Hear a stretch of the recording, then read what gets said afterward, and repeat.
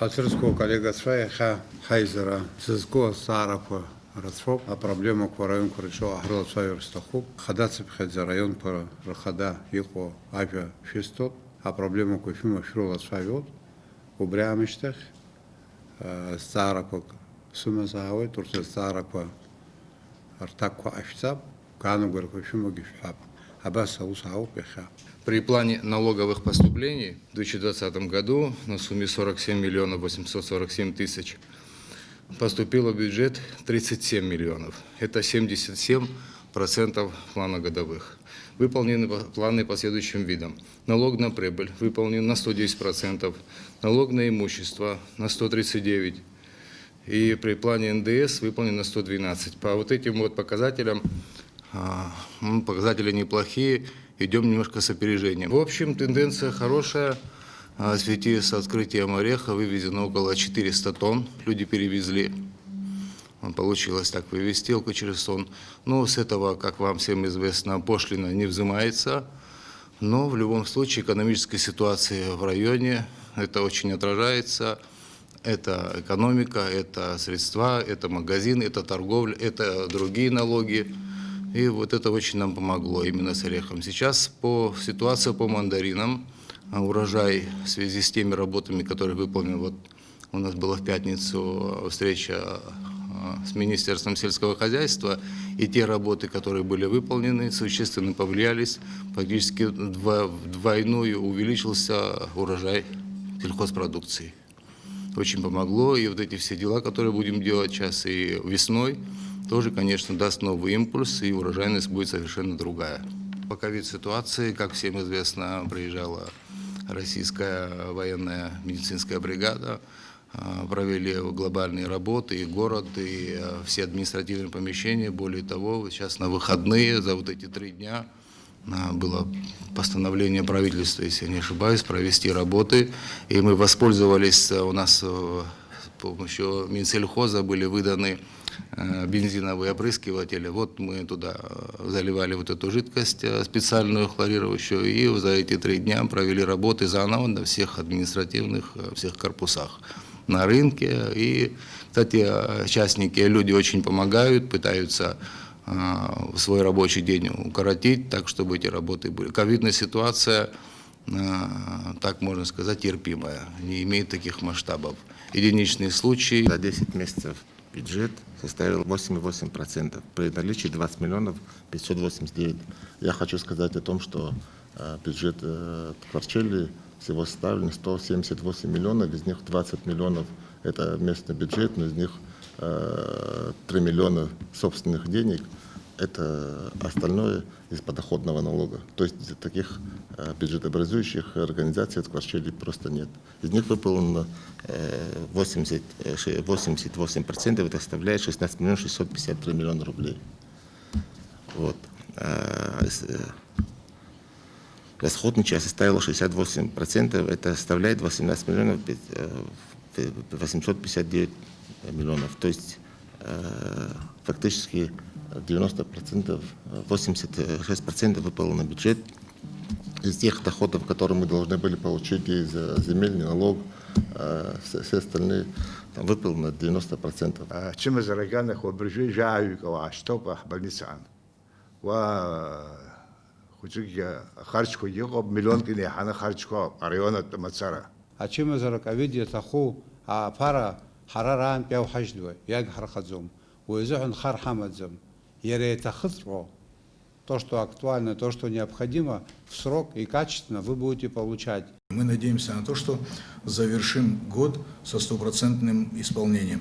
Это тоже не говорит о том, что мы там горы перевернули. Дело в том, что если бы отставание у нас идет за счет того, что приватизация была намечена на 10 миллионов приватизации, в связи с ковидом, те наши друзья, которые должны были приватизировать объекты, они не отказались от них.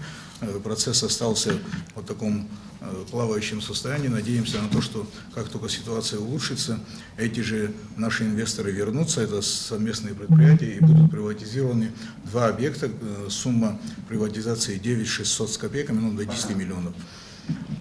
Я бы хотел доложить вам, что за все это время, за 9 месяцев, ни разу у нас не было сбоя по заработной плате ни бюджетникам, не только бюджетникам, но и всем организациям, перед которыми мы несем ответственность. Я хотел бы поблагодарить и Министерство финансов в связи с тем, что основная нагрузка финансовая ложится на них. Мы имеем в своем бюджете 70 миллионов, дотации составляют 120 миллионов. Потому наша заявка ни разу не было, чтобы даже на один день была задержана. Это начиная с января месяца. На сегодняшний день перед бюджетниками у нас задолженности нет, но, как я вам доложил, надеюсь, что бюджет будет выполнен на 100%. Что касается ковид-инфекции, у нас на сегодняшний день за весь этот период 312 заболевших, выздоровело 267, 42 человека находятся на самоизоляции, 24 человека находятся в Гудаутской больнице, 6 человек подтвержденные умерли, которых мы похоронили у себя. Ежедневно берут у нас заборов биоматериала на 30 человек. Я сейчас говорю о цифре, которая вот люди приходят. Я надеюсь, что и так, скорее всего, так оно и есть. Если будет больше заявки и больших людей, они могут наверняка обследовать. Мы со своей стороны, санэпидстанции, на начальном периоде профинансировали для приобретения гигиенических средств 600 тысяч двумя этапами. 250 разовая сумма была выделена, 350 второй раз. Но на сегодняшний день изначально у нас ни разу не было нареканий, жалоб, что чего-то не хватает. Там по школам организации присылают, и большое количество присылали. Потом помощь была диаспоры, немаленькая помощь. На сегодняшний день всем необходимым обеспечены. Мы выделяли 150 тысяч рублей Центральной республиканской больницы для приобретения всяких гигиенических средств, но на сегодняшний день эти средства не востребованы, находятся, не потрачены, находятся в ЦРБ, так как они получили все, что необходимо.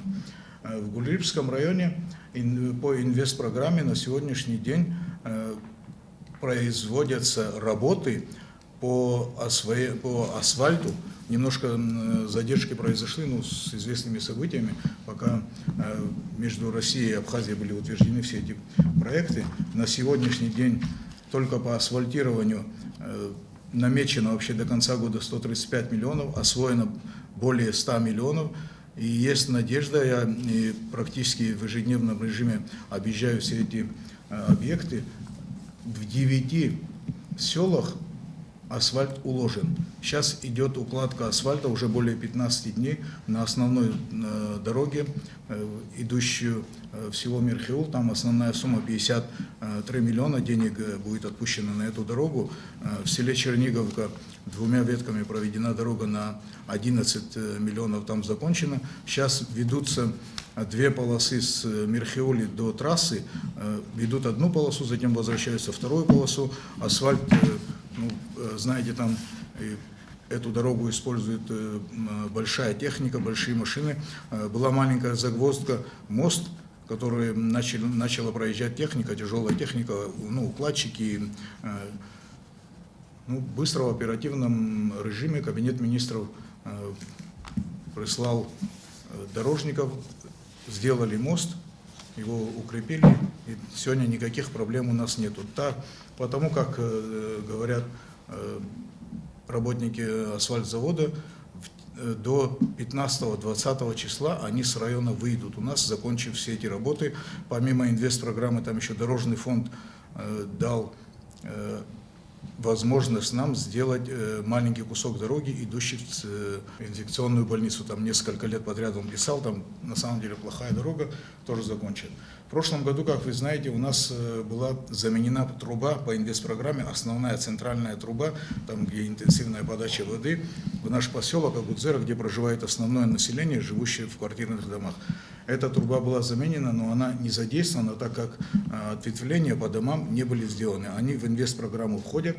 Сейчас у нас в район, если заехать, я имею в виду в район Агудзеры, поселка Агудзеры, если заехать, все там перевернуто, идет укладка этих труб, но люди с пониманием, все прекрасно понимают, подача воды не прекращалась, она идет по старой ветке до конца года. Там 105 миллионов выделено на 2 рукава. Один из рукавов – это второй рукав, который пойдет от Каштака и дойдет до поста, нашего Мачарского поста, все люди будут запитаны водой, это уже другая скважина совершенно. Если сегодня скважина стоит на реке Киласур, периодически с подъемом реки, с паводками, то трубу эту срывало основную, то центральную трубу, которая глубокую трубу ее рвало, постоянно у нас были проблемы. И с хлоратами были проблемы. То, что сегодня сделано в Багмаране, стоит насосная станция со всеми, наверное, новейшим оборудованием. Я надеюсь, что к концу года у нас ситуация в районе в этом плане тоже выровняется. И будет, с водой у нас проблем не будет. В период этого года по вопросу поступления в бюджет в Сухумском районе наблюдается перевыполнение годовых плановых показателей. На 104% выполнен годовой план, по доходам 93,5 миллионов рублей, по расходам 141 миллион рублей. Был переходящий дефицит, был предусмотрен в размере 17,3 миллиона рублей и дотация республиканского бюджета в размере 29 миллионов рублей. В совокупности по расходам зафиксировано было на сумме 141 миллион рублей по расходам. И на сегодняшний день 104% выполнения доходной части бюджета за год наблюдается. За 11 месяцев, если брать, 111% составляет, там суммарно более 4 миллионов рублей перевыполнения наблюдается. Что касается эпидемиологической ситуации, с начала появления карантинных мер из числа жителей Сухумского района, диагноз ковид был подтвержден у 259 человек. На сегодняшний день 42 человека у нас числятся в качестве больных. 7 из них проходят лечение в различных медучреждениях. 5 в Сухумской инфекционной больнице, 1 человек у нас в Кудаутской ЦРБ лежит и 1 за пределами республики, в городе Сочи. Криминогенная ситуация относительно прошлого года благополучная. Тяжких и тяжелых преступлений, к счастью, идет у нас на уменьшение. По сельскому хозяйству, по общественному сектору ожидаемый урожай у нас составляет порядка 600 тонн, а по частному сектору урожай порядка 1000-1200 тонн наблюдается. Но сбор начался относительно недавно. Реализация собранного урожая, честно говоря, по отзывам людей, она немного отстает. Как известно, то, что до Нового года, до 20-25 числа декабря люди стараются реализовать, потому что основная цена именно в этом промежутке времени, но с реализацией есть определенные проблемы. В первую очередь, доложу по исполнению бюджета по городу Сухум. На 1 декабря, за 11 месяцев 2020 года исполнение составило, если в процентном соотношении, то 98%. То есть немножко не хватает до 91% исполнения. В цифрах это выглядит следующим образом. 1 миллиард 4 миллиона – это плановый показатель, и 945,6 – это исполнение. Вот. Какие прогнозы у нас, сразу скажу про прогнозы до конца года. Мы очень сильно постараемся вместе со всеми службами довести хотя бы в этом ритме до завершения этого года. То есть в районе 90-91% по всем показателям мы, суммарно выйдем на такой результат. Такой у нас прогноз. Суммарно, если говорить о том, что мы не доберем, это порядка 120 миллионов по году. Такой прогноз. 123, 121, но будем биться, чтобы это было порядка 120 миллионов. На сегодняшний день, как я вам уже докладывал неоднократно, в принципе, все социальные обязательства выполняются, заработные платы выплачиваются вовремя. У нас выплата заработной платы с 1 по 10 число очередного месяца, вперед за месяц прошедший.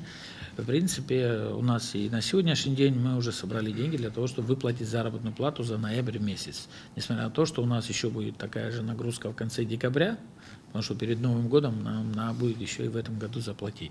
В принципе, мы думаем, что мы управимся, не думаем, а уверены в том, что мы справимся с этой задачей. Если вот в общем по показателям говорить, то картина вот такая. Могу сказать более детально, допустим, по налоговым платежам, мы поступлением имеется в виду, мы немножко идем, опережаем общие показатели бюджета, почти 92%. Мы сегодня получили от плановых показателей, в цифрах это 882 миллиона 911 тысяч рублей по отношению к 968 миллионам рублей, которые должны были поступить. Мы идем с отставанием 85 миллионов рублей, если чисто налоговые платежи, которые поступают в городской бюджет. Вот. Если позволите, отвлекусь по вопросу по COVID-19. Значит, общее количество заболевших по городу Сухум за все время это 2350 человек. Из них на сегодняшний день больных 930, это тех, которых ведут как больных подтвержденных. Взрослого населения 865, детей 65 человек по городу. Выздоровевших за все время 1420 человек. К великому сожалению, умерло 30 человек. В настоящий момент, по настоящее время, по вашему поручению, Аслан Георгиевич, были произведены подготовка к тому, что если вдруг не сможет справиться Гудаутский госпиталь, в принципе, что и произошло, в момент пика заболевания, мы произвели ремонтные работы в инфекционной больнице, там отремонтировали приемную часть полностью под стандартом приема ковид-больного, как и в той же Гудаутской больнице, и также отремонтировали лабораторию, потому что онлайн-лаборатория там нужна была в любом случае, если постоянно стационарный ковид-больной. Вот. Установили там кислородную станцию недавно, мы запустили ее на 8 койко-мест, идет обеспечение, и установили дизель-генератор, с учетом всех нюансов, которые возникли у нас в ноябре месяце, и так и надо было, но не было его. Вот. Суммарно мы там потратили порядка 5 миллионов рублей из собственных бюджетов, из собственных возможностей. И на сегодняшний день лежит там полностью, все 35 койко-мест, которые мы там предусматривали, они все сегодня заполнены, из которых 2 тяжелобольных. Состояние контролируется, но прям такой серьезный, то, что мы ожидаем, что-то плохого нет. Но, во всяком случае, состояние очень тяжелое. Также был произведен как резервный вариант во второй городской больнице, второй это городская клиническая больница, уже не второй называется. Вот, тоже был произведен ремонт отдельного отделения, где был ранее пожар. Вот, там тоже мы потратили порядка 3 миллионов рублей из собственных доходов. Подготовились, там тоже у нас в резерве порядка 12 готовых койко-мест, если вдруг будет рост.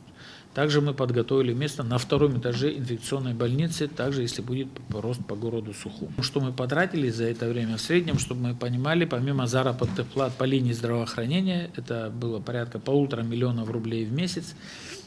С сентября месяца, как началась вспышка, мы стали тратить из городского бюджета немножко другие деньги. Могу назвать по месяцам. Сентябрь 2 миллиона 846 тысяч рублей, октябрь 2 миллиона 100 тысяч рублей и ноябрь 3 миллиона 970 тысяч рублей. То есть идет увеличение расходов по этой части.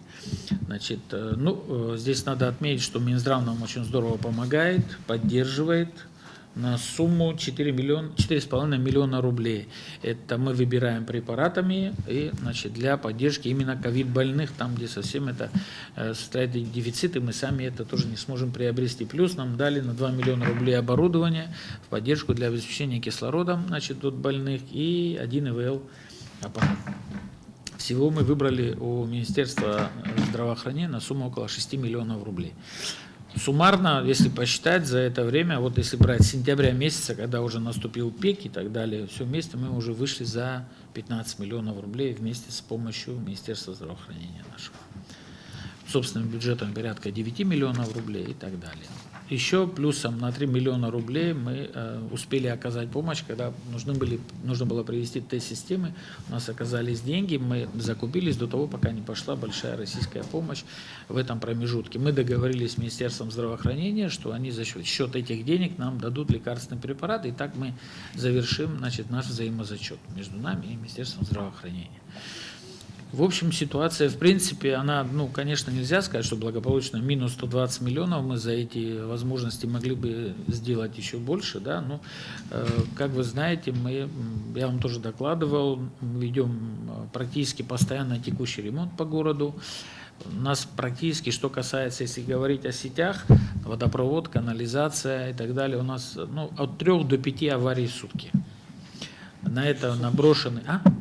Каждые сутки. Каждые сутки от мелких до крупных. Да? Там, где можно без остановки воды, без скрытия асфальтного покрытия, мы считаем это мелкими работами. А там, где приходится масштабно делать, вот сейчас мы мучаемся с Адыгейской, уже несколько раз на этой улице пытались сделать работу, учитывая, что там положили новый асфальт, там выложили тротуары, бордюры и так далее.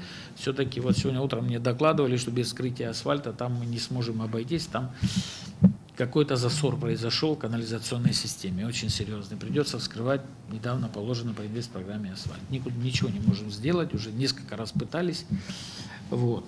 Значит, в принципе, мы также проводим, помимо текущего ремонта, учитывая, что на капитальный ремонт средств особых нет, и там, где мы можем провести текущий ремонт, естественно, заменяются участки, там нет такого, что как раньше там ЧОПы забивали деревяшкой, мы стараемся отрезать, заменять сегментально. Вот. Это только в крайних случаях, когда там свежая совсем труба или там. Вот. Также мы ведем восстановление парков, скверов, ведется постоянно текущий ремонт, приводим в порядок лавочки, тротуары, высаживаем зелень, в рамках тех бюджетов, которые у нас предусмотрены по благоустройству. Я как-то вам тоже докладывал, что у нас создано еще одно предприятие муниципальное, горсервис. Оно взяло на себя нагрузку по обслуживанию лифтового хозяйства и внутридомового в многоквартирных домах электрооборудования. Раньше занимались 2 частные компании, но мы посчитали, что мы способны сами за счет государственного, муниципального предприятия. Это не МУП, это муниципальное учреждение, где люди работают за заработную плату, склад запчастей, акты выполняют и отчитываются. Что касается, еще также известно, что мы на набережной там провели определенные работы, успели. И хочу вам доложить, что на этой неделе мы приступаем к монтажу фонтана на площади Сергея Васильевича Багамша. Буквально на днях там начнутся работы. И так весь город перерыт.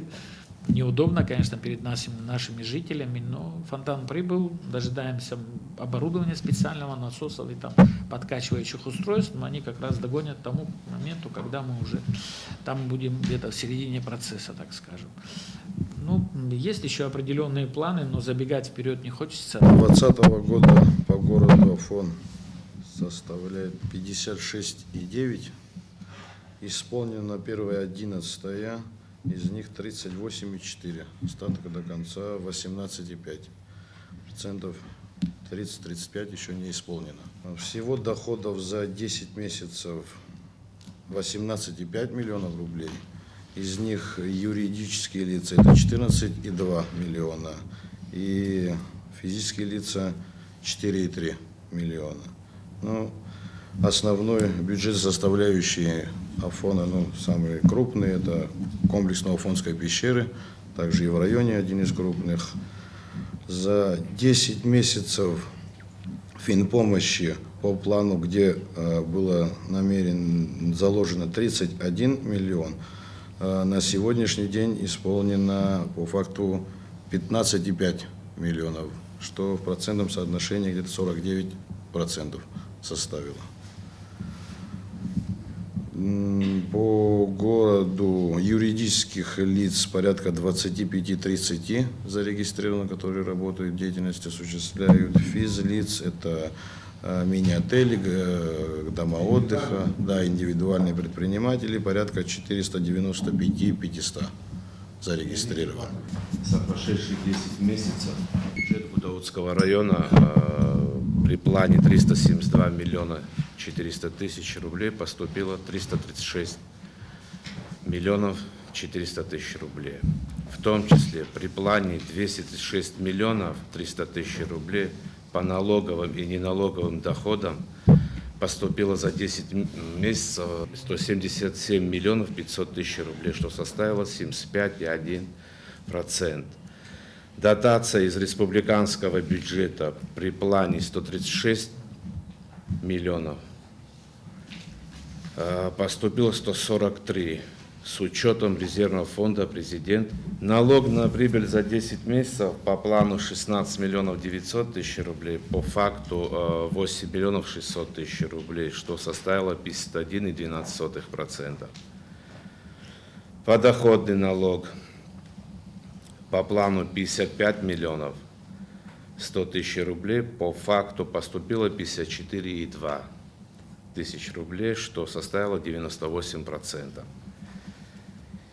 НДС по плану 54 миллиона 500 тысяч рублей, по факту 42 миллиона 500 тысяч рублей, что составило 78%. Земельный налог по плану 15 миллионов 800 тысяч рублей, по факту 15 миллионов 400 тысяч рублей, что составило 97%. Безвозмездные поступления от юридических лиц по плану, это по плану 74 миллиона 800 тысяч рублей, по факту 45 миллионов 200 тысяч рублей, что составило 60% и 43. В том числе Рицинский реликтовый национальный парк по плану в 43 миллиона 800 тысяч рублей, по факту 26 миллионов 700 тысяч рублей, что составило 61%. Новоафонская пещера по плану 31 миллион, по факту 15,5 тысяч рублей, что составило 49%. Я хотел бы перейти к вопросу ковида, так как центральный госпиталь по борьбе с ковидом развернут на базе Гудаутского госпиталя. Администрация Гудаутского района по имеющимся возможностям оказывает всевозможную посильную помощь госпиталю. Это доставка кислорода, у нас очень большие идут расходы по доставке кислорода, очистка территорий, размещение врачей, прибывших из Российской Федерации на помощь Республике Абхазии.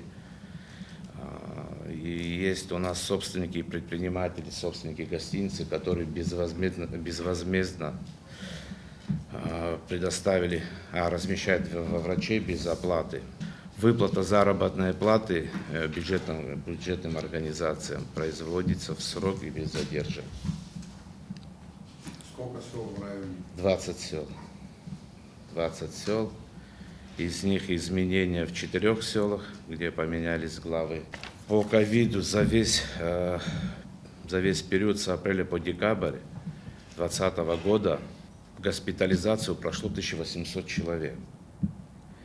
Из них 196 подтвержденным, умерло 12 человек.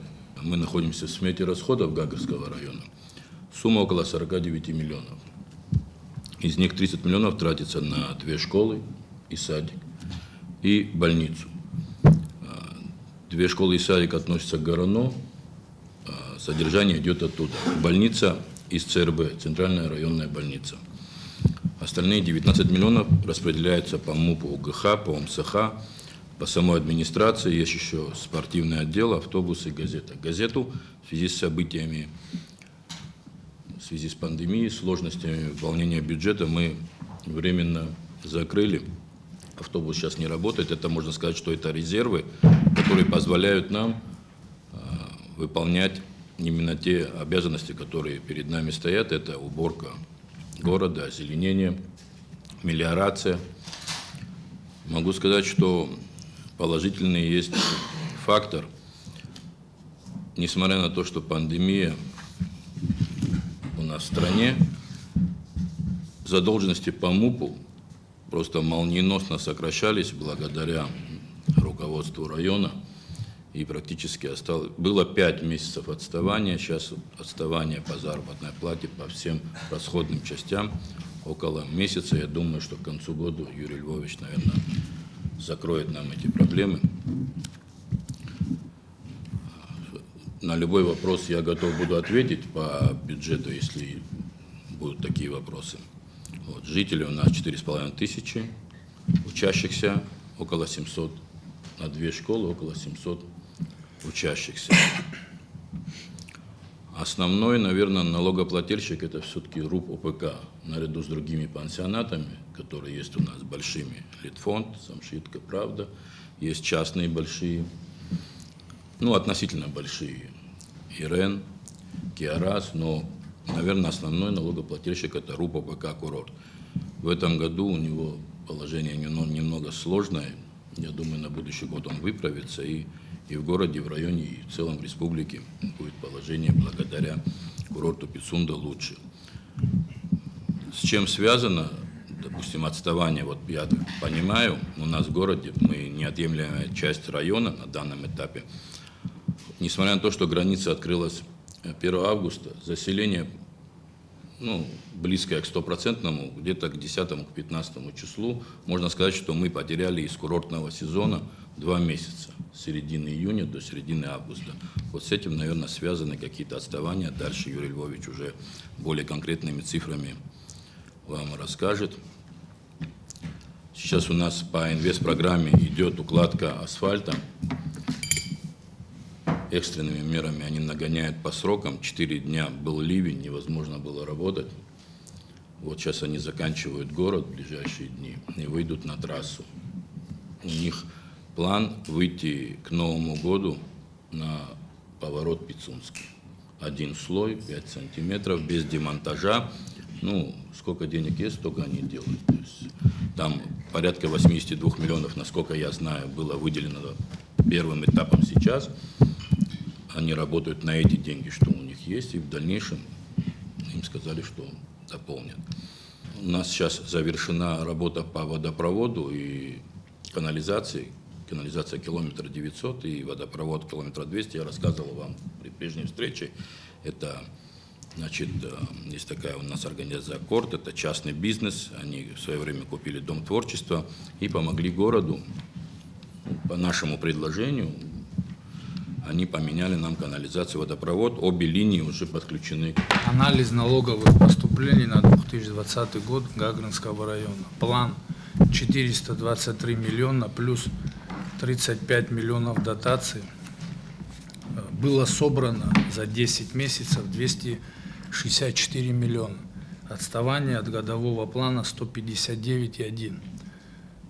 К концу года, по приблизительным подсчетам, отставание будет на 125 миллионов от местного бюджета, от годового плана. На сегодняшний день 62%, плюс 35 миллионов, из них 6,5 миллионов в мае месяце мною было выплачена зарплата, остальных денег уже были использованы, их не было. Плюс июнь месяц с вашей помощью и июль месяц были переведены дотациями в виде зарплаты в июне месяце 9 миллионов и в июле месяце 10 миллионов. Ну, так как мы все знаем о том, что была проводилась инвентаризация в районе, было выявлено очень много объектов, половина из них уже сегодня поставлены на учет, оплачивают 237 объектов.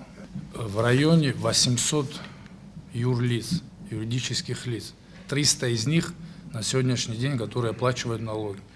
485 из них это фирмы. Под землю брали, заводили фирмы и не оплачивали налоги. Ими занимаются сегодня. Из них вот месяц уже занимаемся этой работой вместе с налоговой инспекцией. Из них уже около 27 человек уже оплачивают налоги в виде налог на землю. До этого не было такой практики, чтобы кто-то что-то оплачивал. Ну, в виде налога на землю приходило 3 миллиона со всего района. Сейчас после проверки будет видно, какая сумма в виде налога будет по земле приходить в бюджет. Нужно время. На сегодняшний день в Гагринском районе общее число выявленных случаев заражения коронавирусной инфекцией 570 человек. 370 из них уже выздоровели. На данный момент в Гагринском ЦРБ лечатся 35 больных, ковид подтвержденный. И 162 человека наблюдаются амбулаторным лечением. Было отремонтировано 6 комнат для ковид больных. Было потрачено на эти работы 1 220 000 с местного бюджета. Медикаменты были выделены за 2 месяца на 1 540 000. Медицинское оборудование было закуплено на 240 000 рублей. На обеспечение больных трехразовым питанием заложено в средстве в размере 1 276 000 рублей. Была создана телефонная горячая линия при администрации Гагринского района. Сотрудники администрации получают данные по результатам тестов амбулаторных больных, ведут мониторинг, при необходимости обеспечивают больных необходимыми медикаментами и продуктами питания на дому. Мы сделали списки многодетных семей, ветеранов войны, и каждый месяц им отправляется финансовая помощь. Каждому из ветеранов, многодетных семьях контролируем все эти процессы. Было выделено за 4 месяца 4 640 000 рублей в виде финпомощи людям, кто обращался в администрацию, плюс еще кому отправляют на дом деньги. Ветеранам и инвалидам, и многодетным семьям. Объекты инвестпрограммы в парке. В ближайшие 2 недели парк будет закончен. Они занимаются бассейном, уже поставили насосы. В ближайшие 2 недели колоннада будет запущена. По парку, я думаю, закончат. Да, 2-ю линию начали они плитку ложить. По плитке там получается где-то 12 300 квадратов. Положили уже около 7 000 квадратов плитки. Я хотел, чтобы вы услышали, как обстоят дела не только в районе, который вы возглавляете, но и в соседних районах и в целом по Абхазии. Чтобы присутствующие в этой аудитории руководители еще раз для себя уяснили, что у нас очень серьезная разность потенциалов между Восточной и Западной Абхазией. Чтобы мы, когда будем вырабатывать единую политику, чтобы мы этот фактор учитывали, чтобы наши решения будущие были исключительно справедливыми. Заканчивается год. Как мы его заканчиваем? Что за этот год нам удалось сделать? Знаете ситуацию? Какая страна у нас была там после выборов? Экономические параметры вам известны. Какое количество людей у нас работает в отраслях, какая средняя заработная плата, какой наш бюджет, какой ВВП, какое количество пенсионеров, какие проблемы, они известны. Я ни на кого не хочу кивать, я не хочу называть чьи-то имена и фамилии. Сейчас не идет разбор полетов в этой аудитории, я просто о том, какое хозяйство мы приняли, и что мы намерены сделать, и что мы за это время смогли сделать. Первое, я уже повторяюсь, что мы могли сделать, это придать процессу, который для нас является важным, объединения наших граждан, импульс через кадровые решения, которые мы принимали. Я это вам уже объяснил. Это мы сделали. Некоторые обещания, которые мы давали нашим крестьянам, они связаны с тем же экспортом сельхозпродукции. Вот насколько я понимаю, решения, которые были приняты по ореху, они правильные. Никто не прогнозировал, что мы столкнемся с такой проблемой, как ковид. Прежде всего, наши медики и другие министерства и ведомства на этом этапе прилагают максимум усилий для того, чтобы противостоять этой проблеме. Было сложно, было очень сложно, но как это мне представляется, пик этой сложности, пик самых тяжелых дней, он пройден. Ни в коем случае нельзя успокаиваться, проблема, она все еще серьезна, но, как это мне представляется, мы научились противостоять этой проблеме. У нас сегодня есть запасы и лекарственных препаратов, и необходимых медицинских изделий, мы их пополняем, мы создали необходимое количество мест в стационарах, мы обратились с просьбой к Российской Федерации, вы знаете, развернули здесь госпиталь, поэтому направление работы, связанное с противодействием эпидемии, оно сегодня требует пристального внимания, но мы можем рассчитывать на то, что мы получим должный результат. Была встреча с президентом Российской Федерации. Вы, наверное, знаете те вопросы, которые мы там поднимали. Очень быстрая реакция. Уже сюда приехало за это время несколько крупных руководителей в плане реализации тех поручений, которые были даны президентом Путиным своим государственным институтам. Я хотел сегодня, чтобы присутствовал вице-премьер, министр сельского хозяйства. Ему пришлось вылететь в Москву. Вот на той неделе была делегация с Минсельхоза. Помощь Министерства сельского хозяйства Российской Федерации намерена и окажет нам. Мы должны будем подготовить программу развития некоторых подотраслей сельского хозяйства. Четко все это дело просчитать, обозначить ответственных исполнителей. Финансовые ресурсы на это дело будут найдены. Техника соответствующая нам будет передана.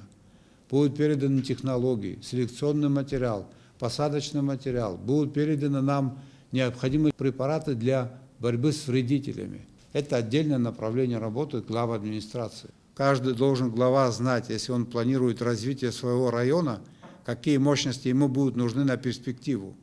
Каждый из вас должен знать, каким земельным ресурсом вы располагаете, каким людским ресурсом вы располагаете. Я вас просил бы, уважаемые коллеги, у вас нет свободного времени. Если я часто бываю в Российской Федерации, поверьте мне, у меня нет ни одной поездки, которая не принесла бы или надежду, или пользу. У нас пойдет переток электроэнергии, а электроэнергия стоит денег. Этот переток нужно было каким-то образом осуществить, о нем договориться. У нас деньги, долги за свет неуплаченные 600 миллионов за январь-февраль и 15 дней марта этого года. Мы свои объемы со станции Ингур получили, 40% уже в этом году. Грузины планируют поставить станцию на ремонт, начиная с февраля по март. Электроэнергии не будет. Кто нам должен помочь? Российская Федерация нам помогает. Но об этом надо говорить, Как проблему решить? У нас есть самое главное.